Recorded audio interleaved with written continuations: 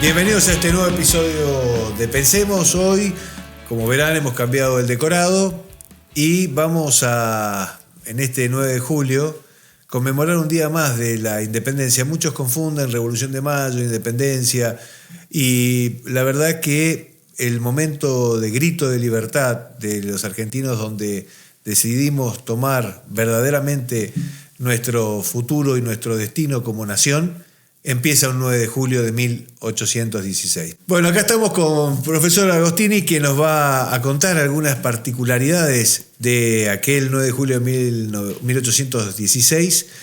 Y para empezar a este diálogo, bueno, primero, muy buenas tardes, Fabián. Bueno, buenas tardes, muchas gracias por la invitación. No, el gusto es nuestro. Hemos cambiado el decorado, hoy hemos sacado la biblioteca y nos hemos llevado a aquella casita de Tucumán donde empieza la historia. ¿Podríamos empezar ahí? ¿Qué es la casa de Tucumán? ¿Por qué se hace en Tucumán? Bueno, hay toda una coyuntura de por qué hacerlo en Tucumán y por qué no en Buenos Aires. Bueno, si recordamos, tenemos grandes inconvenientes en ese momento. Después de mayo de 1810, hay dos líneas importantes ahí que se empiezan a perfilar, unitarios y federales, y sobre todo federales que van a estar sobre todo en las provincias del litoral, que es Santa Fe, Entre Ríos, Corrientes y la banda oriental en ese momento, con el artiguismo, claro, bueno, que tiene inconveniente con Buenos Aires y que no va a asistir al Congreso de Tucumán. Entonces, bueno, ante estos problemas internos se decide hacer en San Miguel de Tucumán, un lugar muy alejado, pero bueno, que daba ciertas garantías. Bueno, se consigue esta casa, era muy difícil albergar la gran cantidad de diputados, y tenemos esta famosa casa que tenemos ahí a nuestras espaldas, de doña Francisca Bazán de Laguna, que bueno, muchos dicen la prestó, la cedió, en realidad estaba alquilada desde hace algún tiempo, se le hacen unas modificaciones, y bueno, y ahí se hace el famoso Congreso Constituyente. Escúchame, Fabián, y cuando más o menos, ¿qué tiempo era la demora? Porque bueno, ahora estamos con el Pacto de Mayo, que se va a celebrar o se está celebrando en Tucumán, en un ratito en avión. En esa época, ¿tenés idea de más o menos la demora que era ir hasta Tucumán? Sí, era una demora terrible, ¿no? Estamos hablando de incluso demoras de hasta 3 meses, de acuerdo a si se manejaban en caballo o si iban en el carruaje de la época. Y bueno, la verdad que era una demora importante. Muchos salieron en diciembre, enero, para llegar a inaugurar el Congreso en una fecha emblemática también, que es el 24 de marzo de 1816. Toda una movida tremenda. Estamos hablando de 32 diputados de los distintos lugares, así que bueno, la demora dependía de la lejanía. Recordemos que claro, vinieron gente de la actual Bolivia, ¿no? del Alto Perú. Claro. Entonces, bueno. Claro. Recordemos quiénes eran los diputados, los representantes por Mendoza. Bueno, los representantes por Mendoza, importantísimos, que los tenemos en muchas casas. Bueno, Juan Agustín Maza, claro, y Tomás Godoy Cruz. Uh-huh. Estos personajes importantísimos, amigos de José de San Martín. Y bueno, después recordemos que en ese momento era la gobernación intendencia de Cuyo. Claro. Y tenemos otro personaje también emblemático, que es Juan Martín de Pueyrredón, uh-huh, que era el diputado por San Luis y que deja de serlo para hacerse cargo en su momento del gobierno, del directorio supremo. Ahí es reemplazado. Y los personajes que tenemos por San Juan, que son muy importantes, que es la Prida y que va a ser el claro, presidente del Congreso Constituyente en el momento de la declaración de la independencia, y el otro es Fray Justo Santa María de Oro, sacerdote, ¿no? Tenemos una composición de los diputados, que muchos eran abogados, y una gran cantidad de sacerdotes que recordemos que eran los letrados de la época. Claro. Y Fabián, ¿qué es lo que se tenía que discutir? A ver, nosotros tenemos la Revolución de Mayo de 1810, estamos hablando que 6 años después hay un congreso que va a discutir ¿qué? ¿Qué es lo que había que hablar entre las provincias? Bueno, como sabemos, los procesos históricos no son lineales, ¿no? Sino que tienen una multicausalidad. En mayo de 1810 empezamos con un proceso autonómico. Esa es la autonomía. Tuvimos nuestro primer gobierno patrio, por decirlo de alguna manera. Recordemos que antes siempre dependíamos del rey, que nos enviaba un personaje a gobernarnos, que era el virrey. Un rey de España que nunca pisó el suelo americano. Entonces sí teníamos estos virreyes. ¿Cómo llegamos a mayo de 1810? Bueno, un proceso... El virrey dependía de la... el virrey depende directamente de España. De la Junta de Indias, ¿cómo era? Sí, no, depende directamente de la corona. del rey de España. Bueno, hay una serie de instituciones, pero sí. Es mezclarnos, ¿no? Sí. Hacer esto un poco más largo y más complejo. Pero bueno, el virrey en ese momento es la autoridad máxima. En mayo de 1810 se depone al virrey y tenemos nuestro primer gobierno patrio, por decirlo de alguna manera, que es la primera junta de gobierno. Esa primera junta de gobierno que va a ir evolucionando, porque la primera junta de gobierno es porteñista. O sea, sí, totalmente. Nosotros hoy lo identificamos como digamos, el primer gobierno patrio y nuestro camino hacia la independencia, pero todos eran porteños, eran gente de Buenos Aires. Y después se hace un intento de sumar a las provincias en la famosa Junta Grande, que después termina disuelta en este primer triunvirato, segundo triunvirato, y el director supremo en ese momento. Esto es este camino que tenemos, como decías vos recién, Martín, de todo este tiempo. Bueno, corre mucha agua debajo del puente, como habitualmente decimos. Porque al principio tenemos una junta de gobierno a nombre de Fernando VII. Este Fernando VII que ha sido tomado prisionero por Napoleón Bonaparte en los famosos sucesos de Bayona, esta farsa de Bayona, sí, que toma prisionero a Carlos IV, a los Borbones, y a su hijo Fernando VII. Y eso desencadena todo un proceso político importante, el movimiento juntista, la caída de la Junta Central de Sevilla, el Consejo de Regencia, que no es aceptado acá en América, y llegamos a este mayo de 1810. Y empezamos este camino importante a la independencia, al primero a nombre de Fernando VII, hasta que Napoleón Bonaparte, el que ha desencadenado todo este proceso político a raíz de su visión expansionista, cae en 1814 en la batalla de Waterloo. La caída de Napoleón, ¿qué hace? Que Fernando VII, hasta ahí el amado, vuelva al trono y empiece a terminar con estos movimientos de alguna manera juntistas. Insurgentes, digamos. Insurgentes, sí, rebeldes para la corona. Al principio a nombre de él, ¿no? Como manteniendo su soberanía.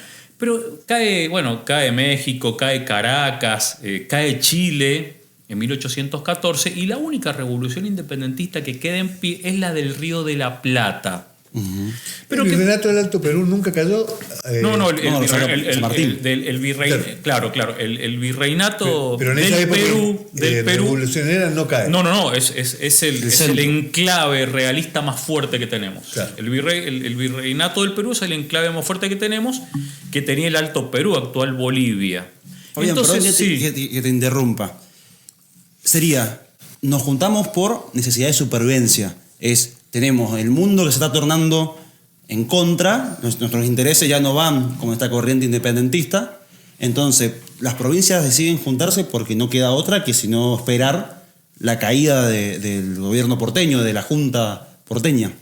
Sí, bueno, en realidad a partir de mayo de 1810 mandan desde Buenos Aires una serie de tropas para que se asegure la obediencia a la junta. Claro. Mendoza tiene una visión ambigua, o muchos tienen una visión ambigua. Córdoba es el enclave más fuerte que tiene el realismo. Paraguay. Paraguay no lo acepta, pero tiene un proceso muy particular Paraguay. Bueno, digamos que cada uno de los actuales países que tenemos actualmente tienen historias distintas para estudiarlo y analizarlo historiográficamente. Córdoba es muy particular, es realista, eso termina con el fusilamiento del héroe de la Reconquista, que era Liniers. Mendoza tiene una visión también bastante particular y ambigua, la de Faustino Ansay, comandante de arma, que termina haciendo todo, que se levanta, es tomado prisionero. Bueno, pero volviendo a la pregunta inicial, en ese momento, cuando cae Fernando VII, viene el Congreso de Viena, que eso es un elemento importante de orden internacional, la restauración de las monarquías absolutistas. Y en esa restauración de las monarquías absolutistas, ¿qué dicen? Vamos a enviar los 100.000 hijos de San Luis. San Luis, rey de Francia, sí. En su momento, entonces los 100.000 hijos de San Luis, y van a venir a terminar con las revoluciones independentistas. Es ahí donde entra un personaje fundamentalísimo que se llama José de San Martín, porque nosotros ya habíamos hecho algunas victorias importantes, Suipacha, Salta y Tucumán con Belgrano, pero Belgrano no es un militar. Es un personaje importantísimo. Entonces necesitamos un soldado formado, que es José de San Martín, y que además de ser un soldado formado con 22 años de lucha y con un importantísimo currículum, es el gobernador intendente de Cuyo a partir de septiembre de 1814. Y es el que empieza a bregar de alguna manera por la independencia. Ese Fernando VII que llega y que empieza a tratar de asfixiar estas revoluciones. En el Río de la Plata aparece este personaje, que es José de San Martín. Y un hecho coyuntural que ocurre, que es la batalla de Sipe-Sipe en 1815, donde perdemos el Alto Perú. Por lo cual empezamos a estar asfixiados de todas maneras. Y acá, bueno, San Martín es el personaje, como decimos, fundamental, porque empieza a generar el ejército de los Andes, acá en Mendoza. Perdóname que me vuelvo al Alto Perú. Sí. Si el Alto Perú en los movimientos independentistas independentistas o esas insurgencias que habían, Sí. no había caído, ¿por qué decís recuperan el Alto Perú? A mí me pasó por hecho. El Alto Perú está en Bolivia, no es Perú. El Alto Perú Está es bien, una zona de Bolivia que se llama. Está bien, no importa dónde esté. El virreinato, estoy hablando Sí. del virreinato del Alto Perú. Una cosa es el virreinato del Perú y otra cosa es el territorio del Alto Perú. Pero claro. Bien. El virreinato del Perú incluye el actual Perú, Bolivia, Paraguay, Uruguay, Chile y lo que es actualmente la Argentina. El Alto Perú forma parte del virreinato del Perú. Entonces, a partir de mayo de 1810, ¿qué empezamos? A tratar de ir a Lima por la actual Bolivia, o sea, el Alto Perú. Y ahí somos rechazados Sí. en distintas batallas. Sí. El desastre de Huaki, Sí. Vilcapugio Ayohuma, Sí. etcétera, etcétera. Entonces aparece San Martín que dice, no vamos a ir por acá. ¿Por qué? Porque el virrey del Perú tiene 23.000 soldados en pie de guerra y nosotros no tenemos ejércitos. El primer ejército que empezamos a tener empieza a partir de las invasiones inglesas, 1806, claro. 1807, cuando nos damos cuenta que no tenemos a nada y que los ingleses entraron como Pancho por su casa. Sí. A partir de ahí empezamos a hacer las milicias. Y hacemos el ejército del norte, después de 1810, y el ejército del norte es rechazado y el virrey del Perú empieza a mandar estos contingentes. Bueno, ahí San Martín se da cuenta que no hace falta ir por el Alto Perú porque vamos a seguir perdiendo y hace lo que en el arte de la guerra se llama la aproximación indirecta. No vamos a ir por acá donde nos esperan, sino vayamos por el lugar menos esperado, por el gran teatro de operaciones de la guerra que es la cordillera de los Andes, 4.000 y tantos metros sobre el nivel del mar, y va a ser una operación anfibia de tenazas. Y ahí, 1815 perdemos definitivamente el Alto Perú en la batalla de Sipe-Sipe, entonces estamos muy complicados. ¿Qué dice San Martín? ¿Cómo vamos a hacerle la guerra a aquel que es legalmente nuestro soberano? Porque Fernando VII es legalmente el soberano. Claro. Y acá la famosa carta a Tomás Godoy Cruz. El soberano Congreso ha empezado a sesionar el 24 de marzo de 1816 y empiezan a tocar un montón de puntos. Son muchísimos los puntos a tocar. Entre ellos el tema Artigas. Entre ellos estas avanzadas importantes de los realistas, los problemas que tenemos entre unitario y federal. Y San Martín le envía la famosa carta que le dice a Tomás de Godoy Cruz: ¿hasta cuándo esperamos para declarar la independencia?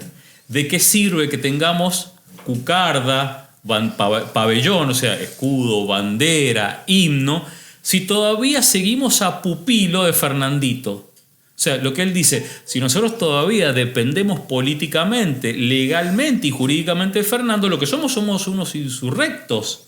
Lo que estamos mal somos nosotros, por lo tanto debemos cortar los lazos legales. Entonces ahí San Martín brega permanentemente por la independencia y dice, presiona, seamos libres, que lo demás no importa nada. A partir de que declaremos la independencia, somos un Estado legal que acaba de surgir y ahí podemos hacer la guerra. Si no, estamos mal.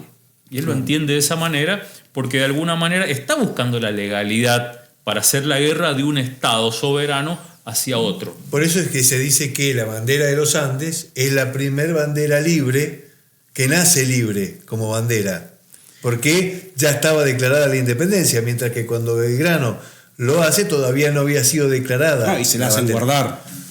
Claro, bueno, a Belgrano sí. A Belgrano le hacen guardar el triunvirato. Pero un dato de color ahí. el Soberano Congreso de 1816, que la gran mayoría entendemos que fue el 9 de julio del 16 el Congreso y nada más, ¿no? Empieza a sesionar el 24 de marzo del 16 y continúa sesionando hasta 1820. Bueno, eso yo no sabía. Bueno, por eso, nosotros tenemos un primer Congreso Constituyente, que es la famosa Asamblea del año 13, sí, que sesiona hasta el 1415 con la caída de Alvear en un motín importante que se le hace a Alvear, y después empieza a sesionar, a partir de que cae Alvear, el Congreso de Tucumán, que sesiona hasta la batalla de Cepeda de 1820, cuando López y Ramírez van contra el director supremo, que era Rondó, después de lo que había sido uno de los elementos importantes en el Congreso del 16. ¿Cuáles eran las intenciones del Congreso Constituyente del 16? Como su palabra le indica, la Constitución. Entonces, ¿cuáles eran los objetivos? Independencia, forma de gobierno y Constitución. La independencia la logramos el 9 de julio de 1816. La forma de gobierno es un gran debate, claro, porque se mete el tema de ¿qué queremos? ¿Una república como algunos dicen? ¿Una monarquía? O una monarquía incaica como quiere Belgrano y San Martín. Bueno, hay todo un debate, ¿no?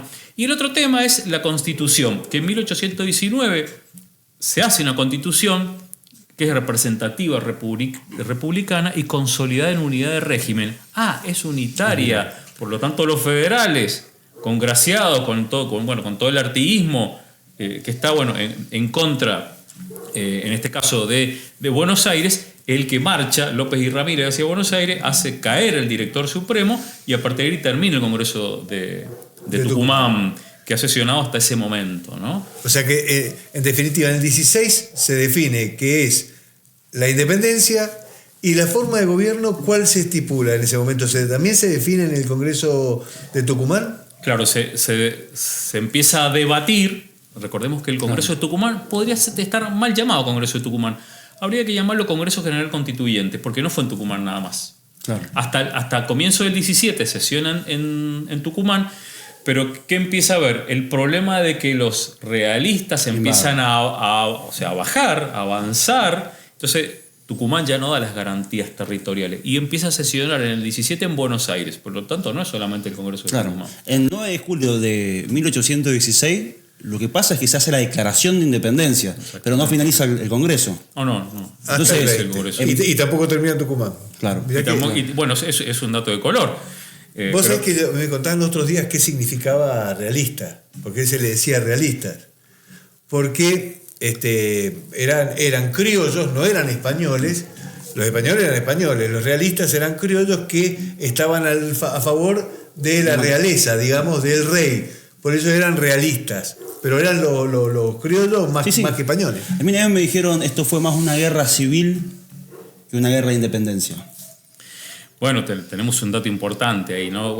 Por ahí todo el proceso nuestro de nuestra historia, el 25 de mayo, el 9 de julio, el 17 de agosto, lo hemos reducido a una efeméride. Claro.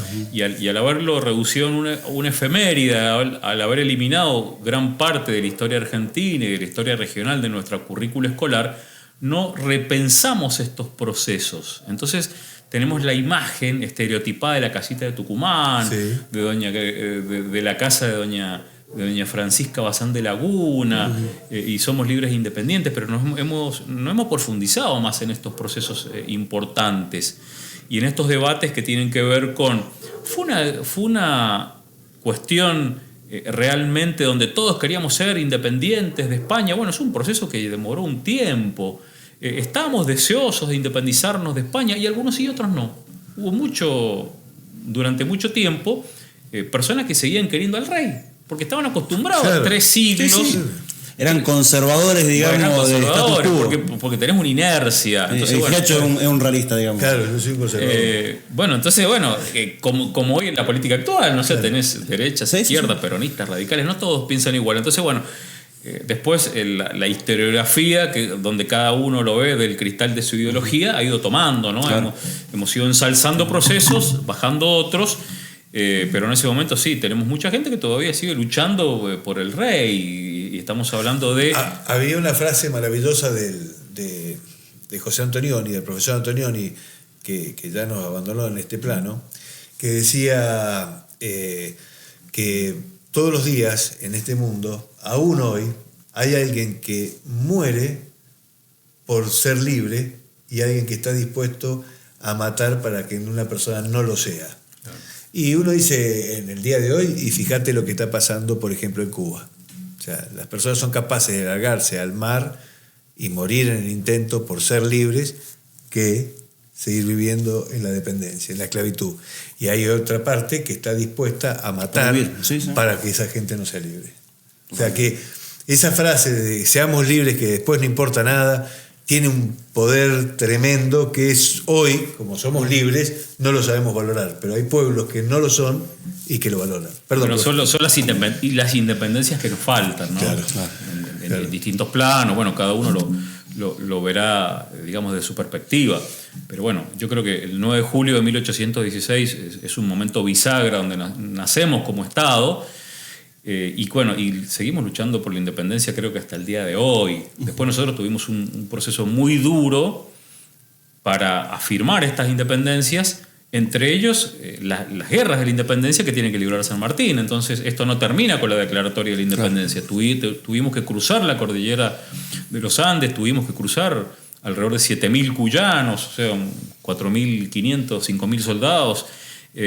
Morir en el cruce, morir en la batalla de Chacabuco, en la batalla de Maipú, en Cancha Rayada, continuar hacia el Perú y para que finalmente, bueno, este año tenemos el bicentenario de la batalla de Ayacucho, donde empezamos a cerrar este ciclo, que tampoco terminó ahí.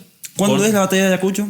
Y es ahora a fin de año, en diciembre de 1824. Entonces ahora tenemos el bicentenario. Vamos a hacer un especial. Sí, bueno, hay mucha tela para cortar. Ahí, ¿no? Hemos encontrado tal vez un formato. Pero está muy bueno. Pero escuchame una cosa. O sea, San Martín cruza en el 17.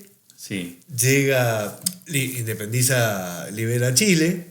Exactamente. ¿Sí?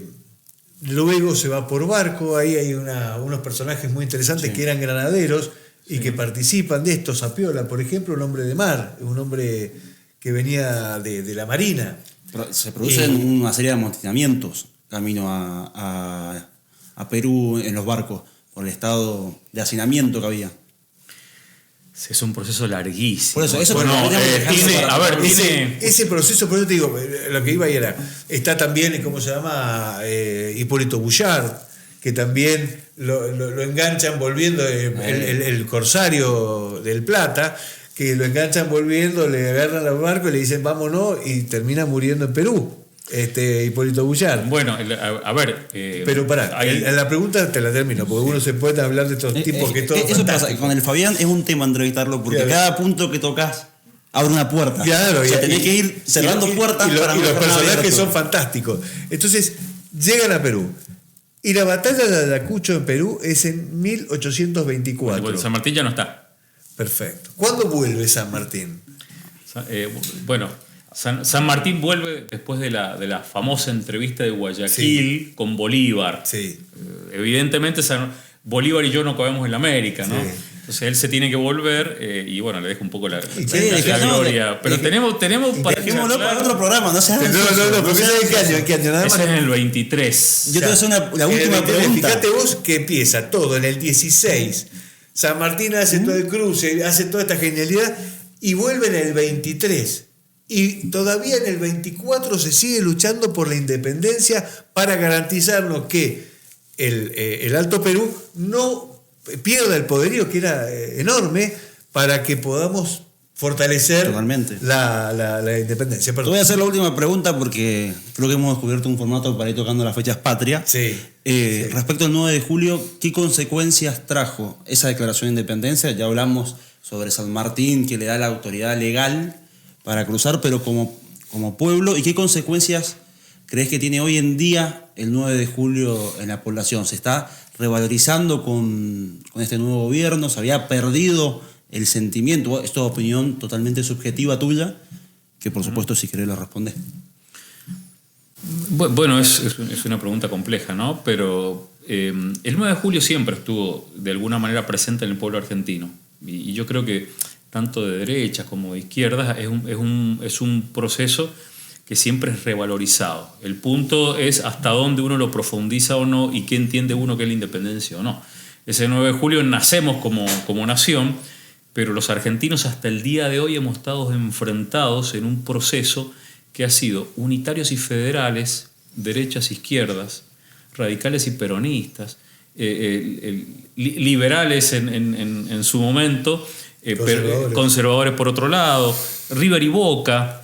Entonces la independencia ha sido mirada desde la historiografía, desde el cristal de la ideología de cada uno. Entonces es un tema complejo. Realmente, ¿cómo vemos hoy la independencia? Cada uno le da al concepto de independencia y lo llena con distintos matices. Creo que hasta el día de hoy, independientemente de los fanatismos o donde uno se encuentre parado, creo que la independencia que todavía nos queda por conquistar ha sido un poco consecuencia de todos los partidos. Hay responsabilidades desde lo bueno y de lo malo, desde todos los sectores de la política argentina. Creo que todos tienen grandes deudas, creo que todavía no hemos terminado de reivindicar la figura de nuestros grandes héroes, y creo que la política argentina como tal tiene mucho que aprender sobre esos padres fundadores que fueron San Martín, que fueron Belgrano, que fueron Güemes,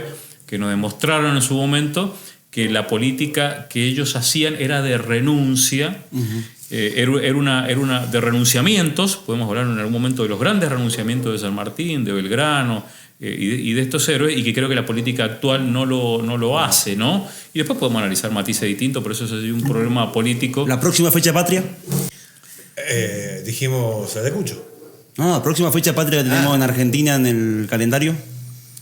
Que tenemos, bueno, el 17 de agosto, importante. 17 de agosto. Si quieren, bueno, es lo que yo hablo de San Martín. Listo, 17 de agosto volvemos si con quieren. El padre de la patria. Hay muchas cosas, si quieren, hay una fecha importantísima, sanmartiniana, y que tiene que ver con esto también, que es el desembarco de San Martín en Paracas en septiembre de 1820.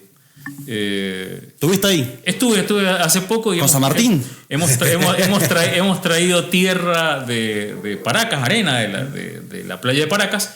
Nosotros en la Junta de Estudios Históricos de Maipú, de la cual soy vicepresidente, tenemos un armario con urnas de los distintos lugares donde estuvo San Martín, que tienen que ver con San Lorenzo,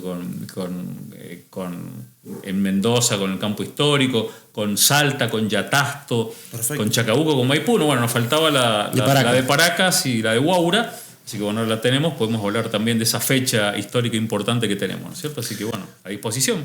Bien, quedás comprometido para esas fechas. Y lo que me ha costado traerlo, Fabián. Lo que me ha costado traerlo. Pero acá está ahora lo que me va a costar es que se vaya. No, es que ahora no sabe que no se va. Vamos dando por terminado esta entrevista. Simplemente es para homenajear a esos grandes hombres. ¿Dijiste cuántos diputados fueron? ¿23? Fueron 32. 32. Pero al momento de la jura hay 29. 29. Y viva la patria. A esos 29 que dieron ese primer paso para que seamos libres, para tener una nación, para poder pensar en un país hacia adelante. Y como dijo Martín, en este 9 de julio, ¡viva la patria! ¡Viva! ¡Viva!